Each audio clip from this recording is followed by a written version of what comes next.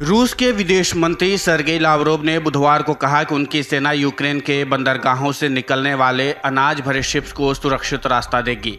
Lavrov ने कहा, हम तुर्की की मध्यस्थता के साथ ही सहयोग को आगे बढ़ाना चाहेंगे।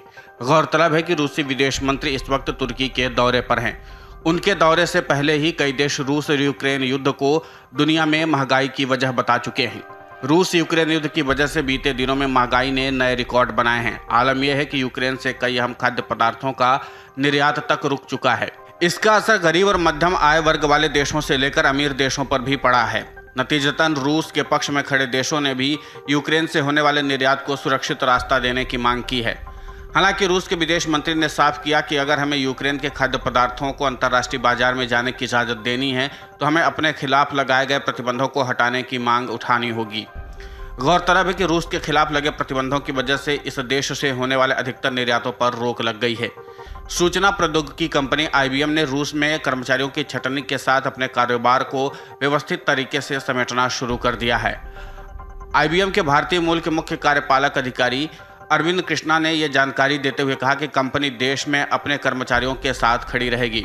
इससे पहले मार्च में कंपनी ने यूक्रेन पर सैन्य हमले की वजह से रूस में अपने कारोबार को बंद करने की घोषणा की थी। इस दौरान कई पश्चिमी देशों ने भी रूस पर आर्थिक प्रतिबंध लगा दिए थे।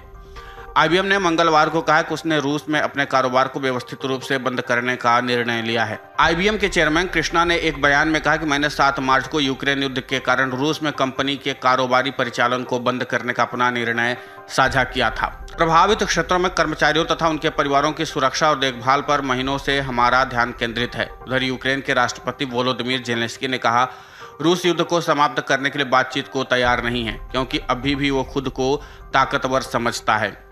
जेलेंस्की ने बुधवार को अमेरिका के औद्योगिक नेताओं से कहा कि रूस का अभी भी वार्ता के लिए आना संभव नहीं है क्योंकि अभी रूस अपनी ताकत का अनुभव कर सकता है। वीडियो लिंक के जरिए अनुवादक की मदद से जेलेंस्की ने कहा कि हमें रूस को कमजोर करना होगा और यह काम विश्व को करना होगा। जेलेंस्की ने कहा कि यूक्रेन युद्ध के मैदान में अपना काम कर रहा है और रूस को आर्थिक रूप से कमजोर करने के लिए और भी सख्त प्रतिबंधों का आह्वान किया।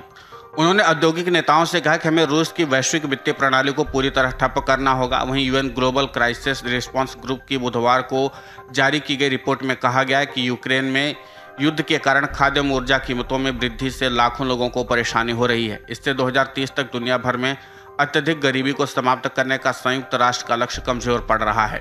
इसके अलावा संयुक्त राष्ट्र एक समझौते पर विचार कर रहा है जो काला सागर के माध्यम से यूक्रेन से अनाज के निर्यात की अनुमति देगा और रूसी खाद्य एवं उर्वरकों के लिए विश्व बाजारों तक निर्बाध पहुंच प्रदान करेगा। Video desk amarujala.com। डाउनलोड करें अमर उजाला ऐप और पाएं खबरें लगातार। अगर आप ये वीडियो YouTube पर देख रहे हैं तो हमारे चैनल को सब्सक्राइब करें और बेल आइकन को दबाना ना भूलें। अगर आप Facebook पर ये वीडियो देख रहे हैं तो हमारे पेज को लाइक करें।